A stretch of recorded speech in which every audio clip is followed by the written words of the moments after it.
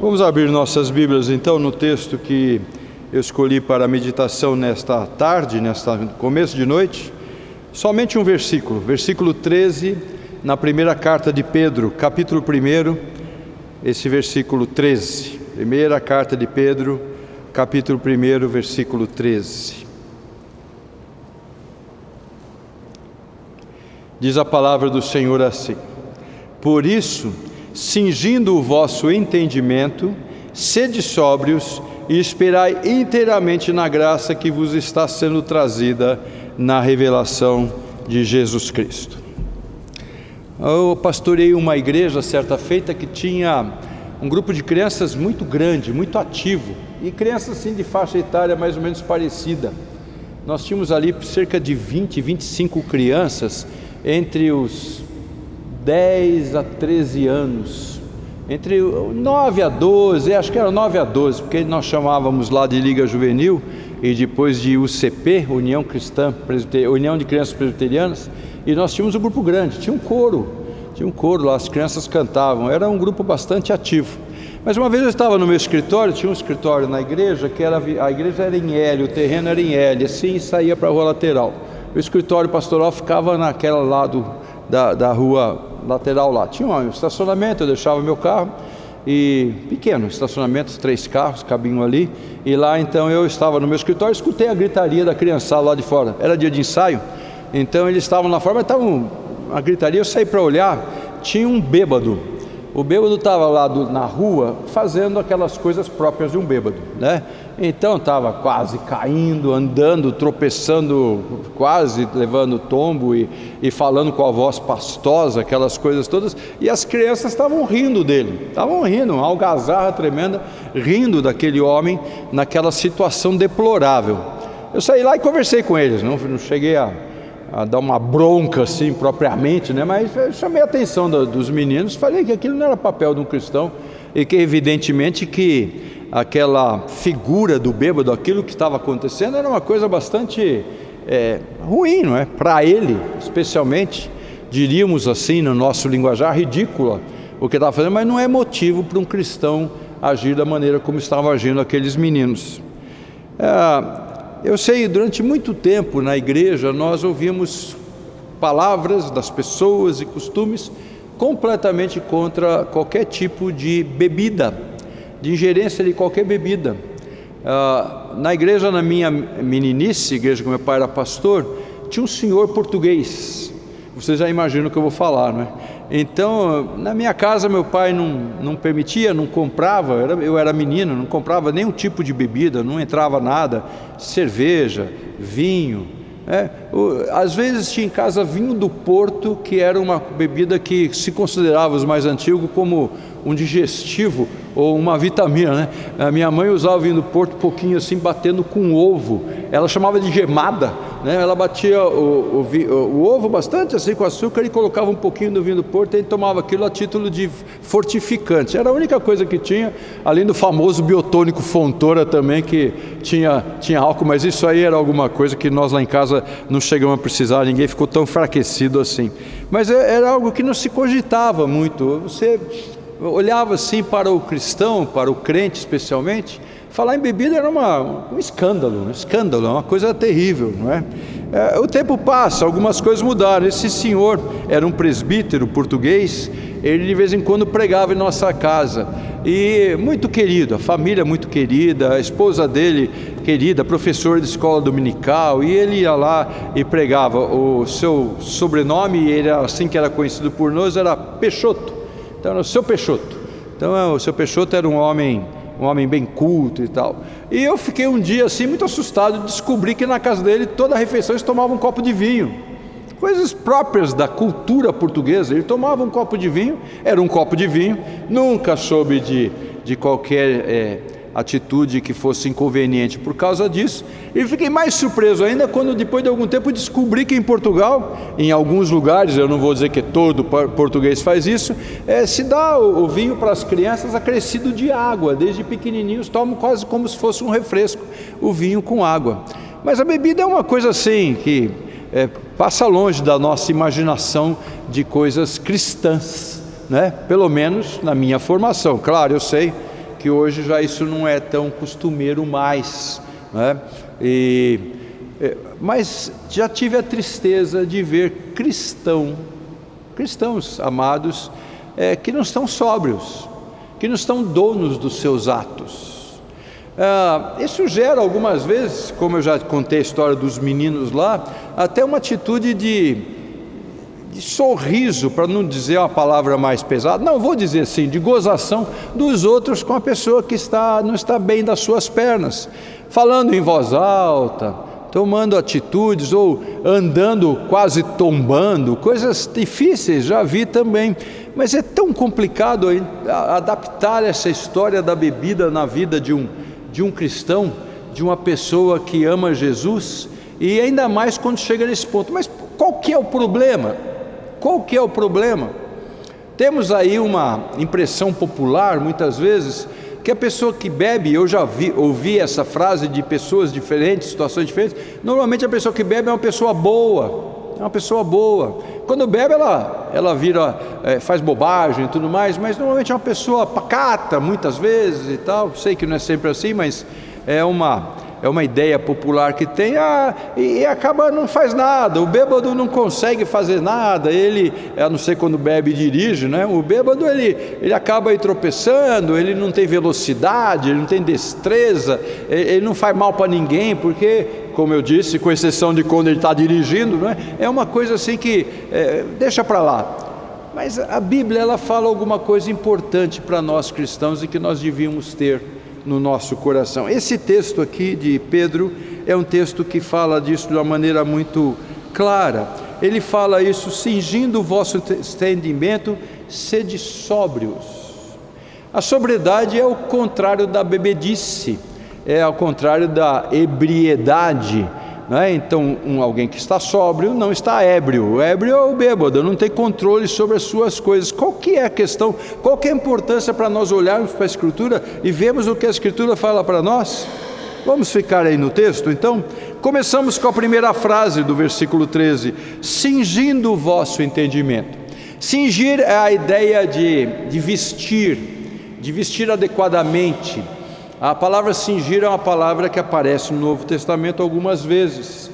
Talvez um dos textos mais conhecidos é quando Paulo descreve a armadura da fé, e ele fala que uma das partes da armadura da fé é que nós devíamos nos cingir, então, com uma parte, e a ideia realmente é algo que está bem ajustado no corpo e que cobre o corpo, ou que serve para alguma função para o corpo. Quando nós lemos esse texto, se você for pegar o grego, a frase no grego mesmo original, ele está dizendo assim: cingindo os quadris do vosso entendimento. O que tem a ver entendimento com quadril, né? Talvez, e os estudiosos falam isso, eu acho bem possível, a lembrança que o cingir então era um ato de colocar a roupa adequadamente, e as pessoas que andavam com aquelas roupas compridas, como essa minha beca aqui, por exemplo, para andar mais rapidamente, eles pegavam a barra e eles amarravam a barra no próprio cinto. Então o cingir lembrava muito isso, para andar desembaraçadamente. Então, cingindo o vosso entendimento. O que Pedro está ensinando é que nós devemos estar com o nosso entendimento claro, com nada atrapalhando o nosso entendimento. O nosso entendimento, ele tem que estar no nosso pleno domínio. Não é possível que nós permitamos qualquer coisa que atrapalhe o nosso entendimento. Não podemos ter qualquer coisa que atrapalhe o nosso entendimento. Eu sei que as pessoas procuram muitas vezes no álcool, mas há outras drogas também, há outras coisas que se fazem para tirar da realidade. A pessoa, ela não quer pensar.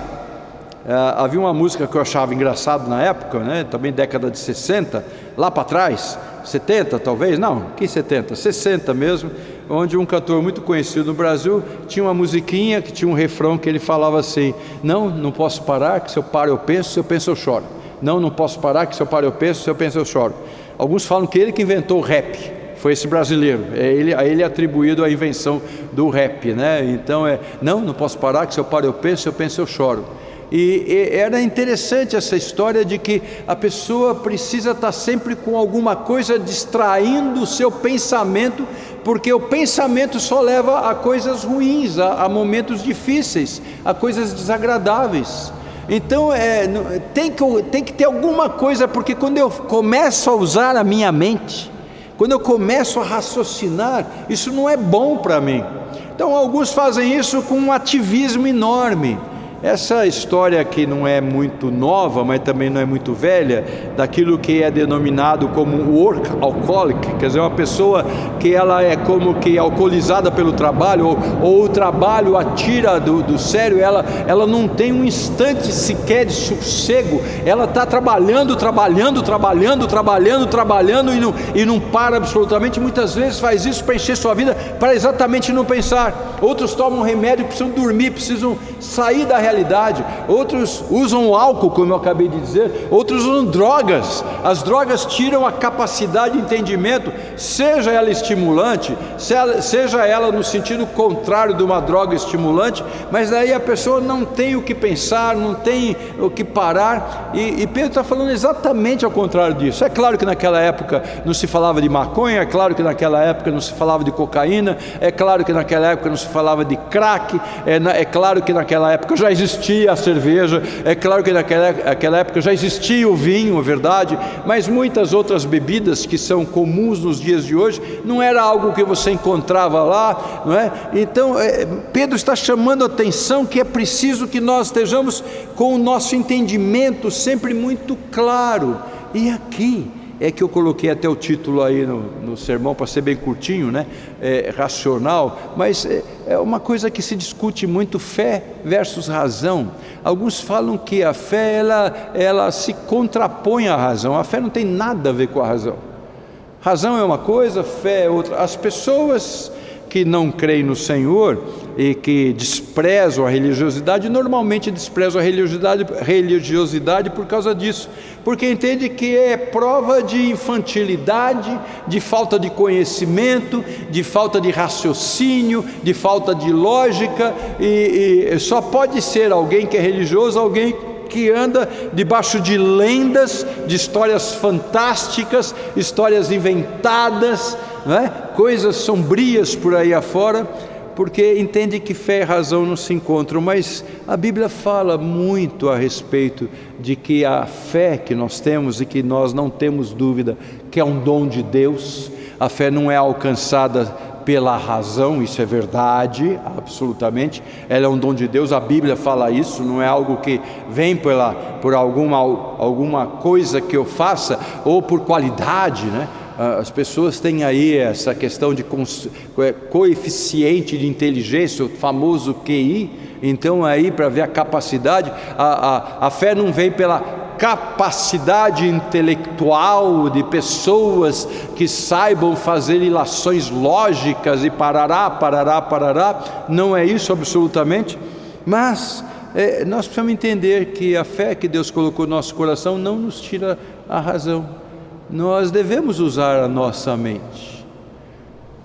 Não é o assunto meu, não é nem mesmo o texto que eu tenha colocado aqui na lista dos meus textos de hoje, mas, por exemplo, quando Paulo, na carta aos Romanos, fala que nós devemos apresentar os nossos corpos por sacrifício vivo, santo e agradável a Deus, ele diz: isso é o vosso culto racional. Então é interessante ele falar de alguma coisa que vem de dentro da cabeça. Mas quando Deus fala que criou o homem à imagem e semelhança, registra isso nas Escrituras, dele mesmo, nós sempre lembramos que Deus, não tendo forma, imagem e semelhança, com certeza não é a aparência física, e nós entendemos dessa individualidade, dessa personalidade, dessa capacidade intelectual, não na dimensão que Deus tem, na perfeição de Deus, na grandeza de Deus, do todo o seu conhecimento, mas é o que Deus colocou em nossa mente. Somos animais racionais porque Deus nos fez assim. Então a razão é algo que nós temos e que nós devemos preservar e cuidar disso. Precisamos preservar e cuidar disso. Cingir o nosso entendimento é realmente estarmos de plena posse da capacidade intelectual, plena posse. Nós precisamos disso.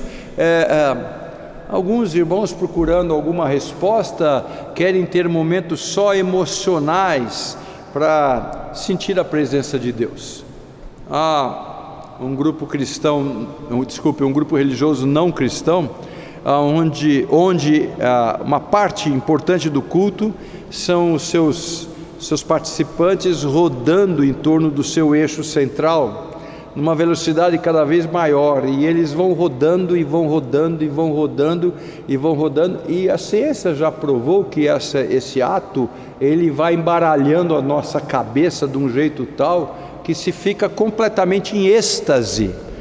Eu já vi isso dentro de igreja cristã. Eu sei que são raridades, mas já vi grupos dentro de igreja cristã rodando. Mas está explicado pela ciência. Essa atitude que deixa a pessoa zonza, por alguns é procurado como um símbolo de que eu posso entrar em contato com Deus desse jeito, que eu posso ter a proximidade com Deus. Uma corrente religiosa, ou um grupo que se diz religioso no nosso país, especialmente voltado para as coisas da Amazônia, que tomam uma espécie de um chá alucinógeno, é muito famoso entre nós, é muito conhecido sobre isso, que tira completamente a razão. A pessoa toma e ela fica entorpecida. Há alguns que tragam, tem um tipo de coisa que se fuma, que se traga, e que também tira a pessoa da razão, e entendem isso como culto. Mas vamos voltar no mais comum. Nós ficamos lá na igreja e queremos que tenha uma música que mexa comigo, precisamos ter uma palavra que mexa comigo, né? Um estilo de palavra, alguma coisa que mexa, um testemunho que mexa comigo, e nós parece que vivemos destas coisas, e agora eu me sinto bem, agora aqui eu estou bem, porque eu estou dominado por alguma coisa, né? Outros atribuem isso a uma ação do Espírito Santo que tira a pessoa do seu entendimento, e a pessoa não sabe bem o que faz naqueles momentos. Mas quando olhamos para a Bíblia não fala isso, fala que o cristão, ele deve ser uma pessoa que está completamente dono das suas faculdades mentais. O fato da fé ser algo que é dado por Deus, que não tem explicação, é a crença em algo que não se vê, como está na própria definição de fé, lá no capítulo 11 da carta aos Hebreus. Então, não diz que a fé é algo irracional. Eu acho isso muito interessante, eu quero dar esse meu testemunho aos irmãos, porque para mim, quanto mais eu creio no Senhor, me parece mais claro que é isso mesmo, não é? O fato de eu perceber que eu sou pecador, que eu tenho limites, que eu tenho dificuldades para fazer a vontade de Deus, cada vez mais me torna claro a necessidade da graça, cada vez mais torna claro para mim o que é misericórdia, o que é isto que Deus nos dá, misericórdia, graça, e o fato dele nunca desistir de mim, cada vez mais vai me dando força e alegria e gratidão na minha vida. Então, quanto mais eu penso nas coisas maravilhosas que Deus faz, a fé que Ele colocou no meu coração para entender da existência dEle, da perfeição dEle, e portanto é lógico, olha só, na minha mente, que se Ele é perfeito, eu imperfeito não posso estar em contato com o perfeito, porque eu macularia o perfeito. É necessário que eu me aperfeiçoe também para, na convivência com Ele, na existência com Ele na eternidade, sermos todos perfeitos. Para mim é muito lógico isso. Como o céu seria um lugar perfeito se ali é cheio de imperfeitos, de pessoas não purificadas, glorificadas, santificadas? Como pode ser isso? Então, cada vez que eu penso, eu vejo como é mais claro para mim, fico mais firme ainda na misericórdia e na ação de Deus, naquilo que Ele quer para mim. Nós precisamos ter a nossa mente sempre clara, e aqui eu já vou dizendo para os irmãos por que um cristão deve fugir de qualquer coisa que o tire da sua capacidade de pensamento. Pode ser o álcool, pode ser a bebida, não tenho dúvida sobre isso, mas pode ser qualquer outra coisa, coisas que nos fazem fugir da realidade, e que fazem com que nós não pensemos no que estamos fazendo. Afinal, eu creio, e a Bíblia ensina, que eu vivo para a glória de Deus, então tudo que eu faço é para a glória de Deus. Não é só para não envergonhar o Evangelho, porque alguém olha para mim e fala: olha lá o crente bêbado, que coisa mais ridícula, que Deus é que ele acredita. Não apenas é porque eu não vou assim trazer vergonha para Deus do que as pessoas pensam do Senhor, mas é porque eu tenho que ser completamente dono do meu pensamento. É isso que Pedro está falando, cingindo o vosso entendimento. Ah, Pedro, o que será que passou na cabeça de Pedro quando ele falou para o Senhor: eu nunca vou te abandonar? Esses aí podem abandonar o Senhor, eu nunca vou te abandonar. E daí quando ele está lá no pátio e alguém fala assim: você é um deles. Fala: eu não sou, não conheço. E outro fala: ah, mas esse teu sotaque aí é de gente que é pescador lá do noroeste, né? Da região noroeste, mas a gente lá da Galileia, você é do grupo dele, eu não conheço ele. O que passava na cabeça do Pedro naquela ocasião? O pecado nos faz fazer coisas, aí sim, coisas que são pequenas, são ridículas, mas nós precisamos ter a nossa mente sempre preparada, sempre ativa, lembrando das coisas que devem estar à nossa frente. Sobriedade.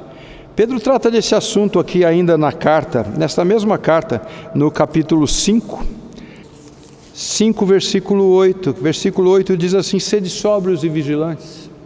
Pedro retoma o assunto nessa mesma carta, no capítulo 5, versículo 8. Mas no capítulo 4 também ele fala sobre isso, e nos lembra também, capítulo 4, versículo 7. Ele diz: ora, o fim de todas as coisas está próximo, sede, portanto, criteriosos e sóbrios.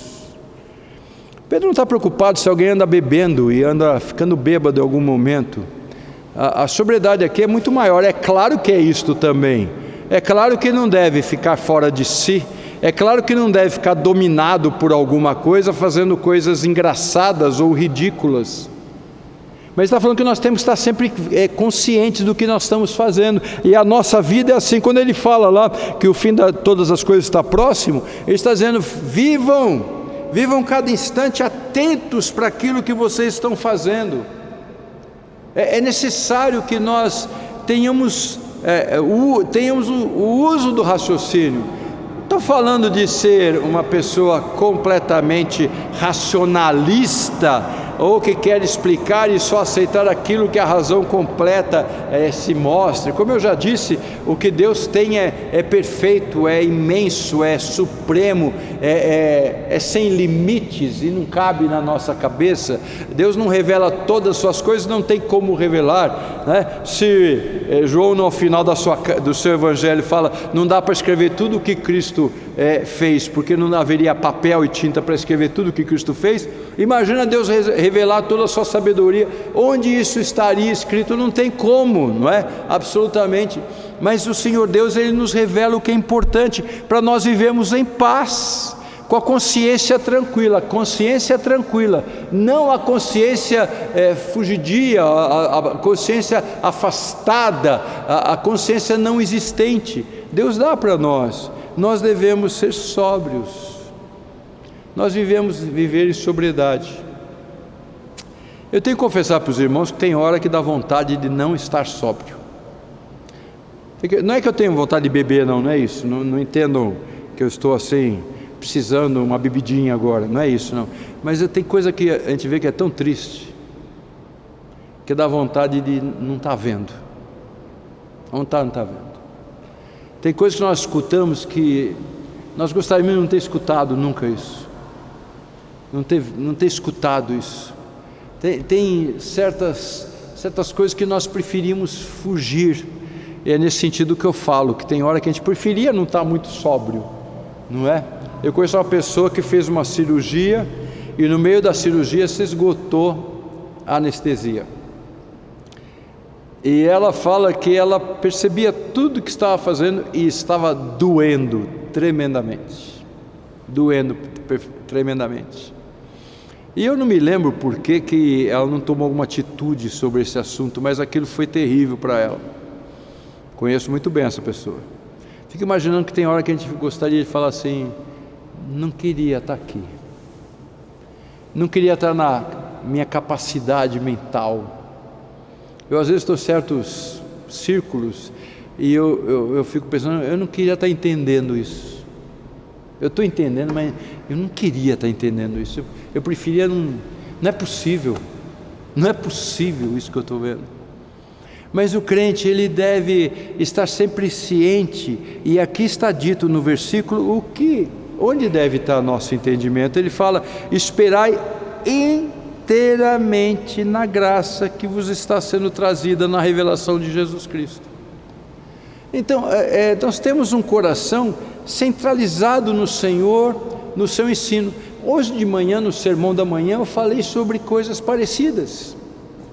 É outro texto, é outro livro, é outro contexto. Estamos olhando lá o Velho Testamento, nós estamos olhando lá Gênesis. Hoje de manhã, capítulo 26, vocês sabem, vocês estavam aqui, os que estavam aqui sabem, nós estávamos olhando outro contexto, mas estava falando de coisas semelhantes, que é necessário que nós saibamos onde está colocado o nosso coração. Lá no outro texto, Isaac, num momento difícil, vivendo numa situação de seca, e Deus fala: você não vai sair daí, fica aí. E eu disse aos irmãos que tem hora que o Senhor Deus nos coloca num lugar, e a nosso coração, a nossa mente, a nossa esperança tem que estar em Deus, porque se for estar nas coisas do lado, a vontade é de sumir, é de fugir, é de ir embora, E o segredo está em saber a vontade de Deus, porque também de manhã, não vou falar de novo, se você quiser, não escutou, é só ver lá no YouTube que está salvo lá, né? Quem está aí nos vendo agora. Mas é você lembrar que tem hora que Deus fala sai, e é para sair, e tem hora que Deus fala fica, e é para ficar.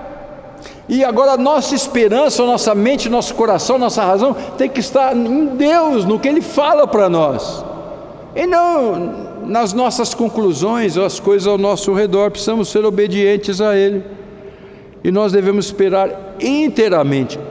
Veja, a palavra aí não é por acaso, é esperar inteiramente. A esperança, a segurança, a base da alegria que temos é somente em Deus. Alguns põem essa segurança, essa base lá no plano de saúde, ou lá na aplicação financeira, ou lá no tamanho da casa que construiu, ou na raça de cachorros que tem na fora de casa para proteger do inimigo, ou no exercício físico. Eu não estou dizendo que essas coisas são necessariamente erradas, mas estou dizendo que se o seu coração está nessas coisas, elas são sem dúvida nenhuma erradas. A nossa esperança tem que estar somente no Senhor. E ainda que eu tenha, por exemplo, eu pessoalmente tenho um cachorro no meu quintal da minha casa, e ele tem um objetivo claro, além de ser uma excelente companhia. Cachorro é uma boa companhia na minha maneira de entender, né?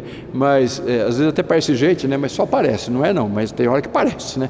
Então, além disso, mas a segurança da minha casa não está lá naquele cachorro. Sabe por quê?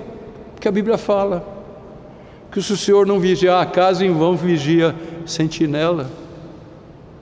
Mas eu vou lá e faço meus exercícios, tenho que fazer, deveria fazer melhor, deveria fazer mais específico, mais eficientemente. Eu faço meus exercícios, mas a minha segurança não está no meu físico. Conheço gente que tem plena forma física, segundo se acha, está lá com seus músculos em ordem, enfim, não é? Da maneira como nós entendemos que deve ser o corpo humano, e por algum motivo é levado embora, até por susto, por uma pancadinha. A nossa vida é frágil. Eu gosto muito lá de Eclesiastes, quando fala antes que se rompa o fio de prata. É o fio de prata mesmo, essas correntinhas, né? Então ele fala bonitinho, tem até uma preciosidade, mas basta um teco para você arrebentar aquilo. Nossa vida é tão frágil. A nossa esperança tem que estar inteiramente colocada no nosso Senhor. É disso que Pedro está falando. O texto é maravilhoso, e eu poderia fazer um sermão pegando mais outras passagens, mas eu pretendo voltar nelas aqui, por causa disso que não estou usando outros textos, que ele vai falar de coisas que devemos ter com essa consciência. Mas hoje eu queria especialmente lembrar aos irmãos a necessidade de nós mantermos a nossa capacidade intelectual e fugir de qualquer coisa que nos tire a atenção. E o nosso coração tem que estar inteiramente no Senhor. Paulo escreve 2 cartas àqueles moradores, aqueles habitantes de Tessalônica. Tessalônica, vocês sabem, devem saber, a região norte da Grécia, mais para o nordeste assim, né, tal. Tessalônica está lá em cima.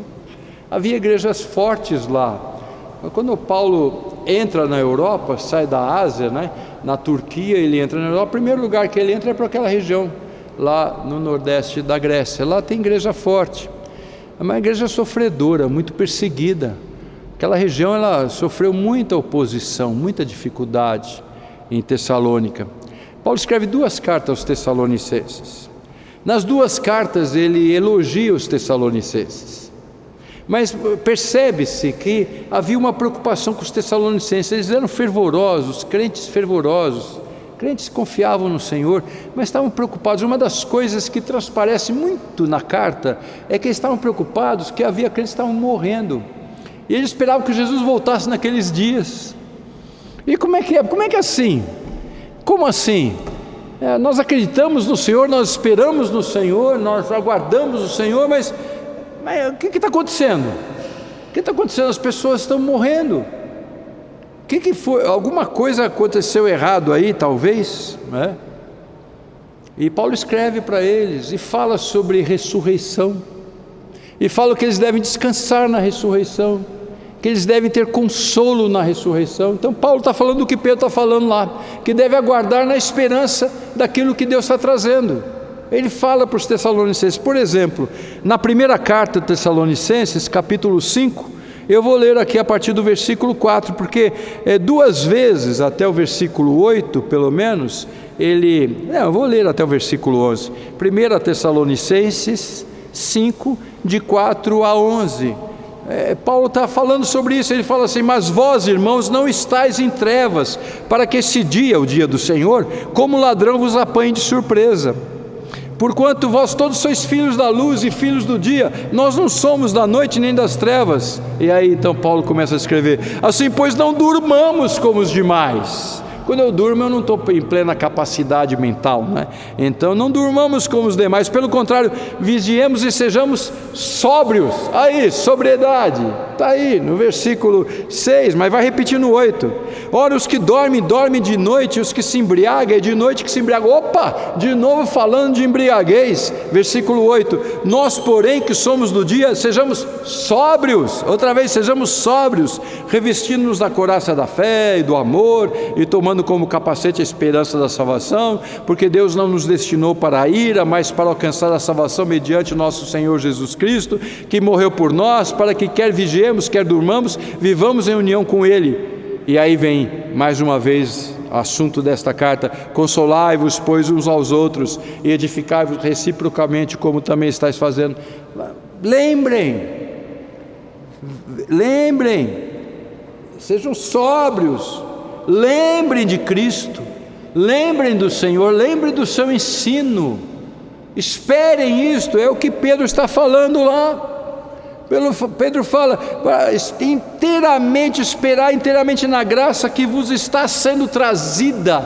E essa é a coisa, né?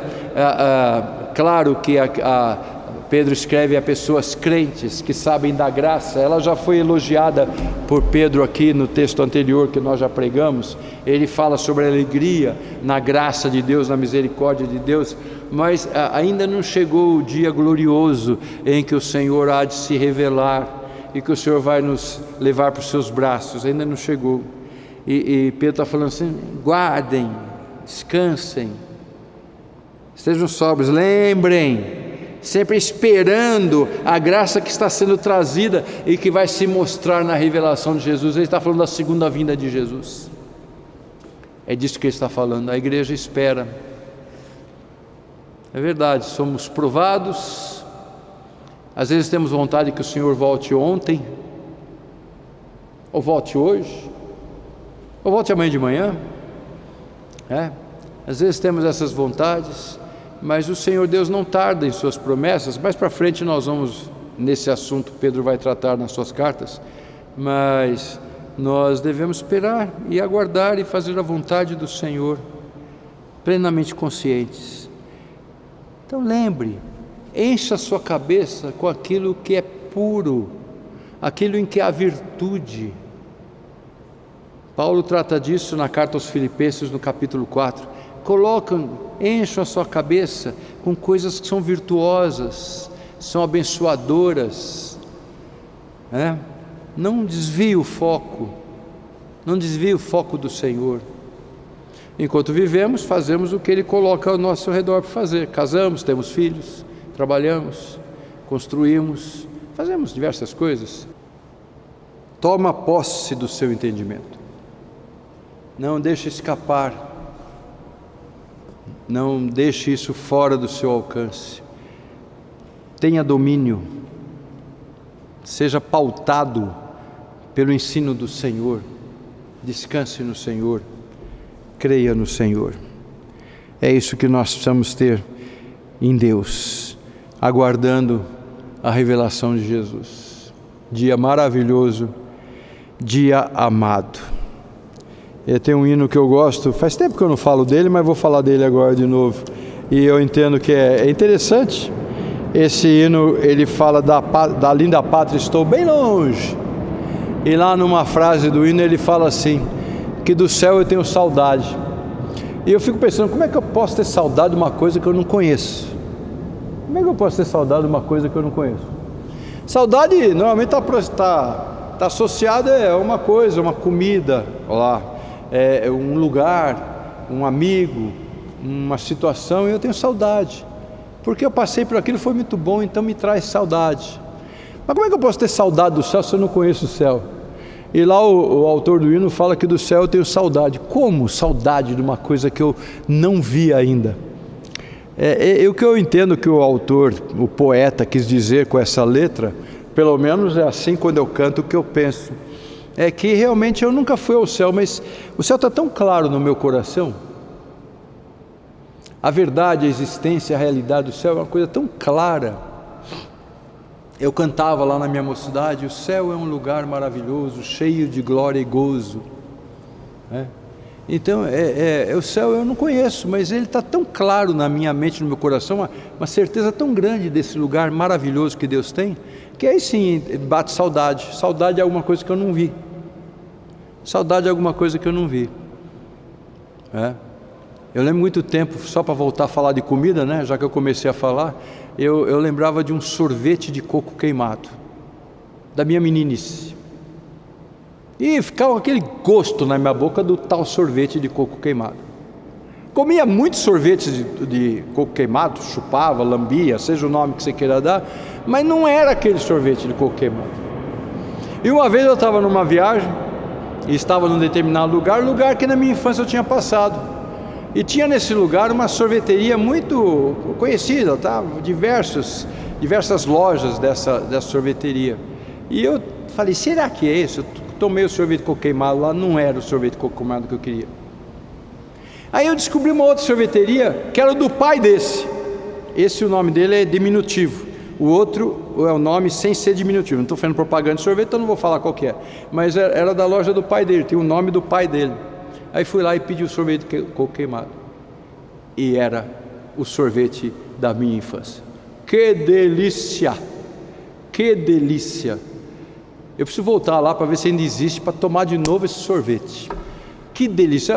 O filho dele, que tem uma rede enorme de sorveteria, não faz igual a ele. Não é igual. No sorvete de coco queimado não é igual o que o pai dele fazia. O pai dele já até deu morrido, eu era menino, mas que ainda fazia lá. E assim são coisas que nós temos saudade, né? Coisas que a nossa memória traz. Eu aprendi pela fé sobre o céu, escutei pregadores, pessoas falando, testemunhando, escutei meus pais falando, meus avós falando, leio na Bíblia. Então o céu para mim é uma realidade tão grande. Não, eu nunca fui lá que nem Paulo foi, nunca fui, mas é um lugar tão real para mim, que eu vivo esperando.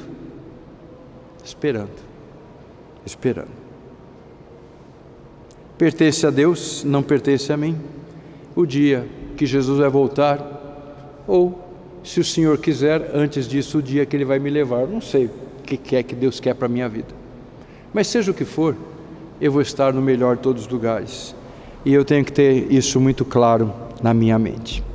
Vamos orar?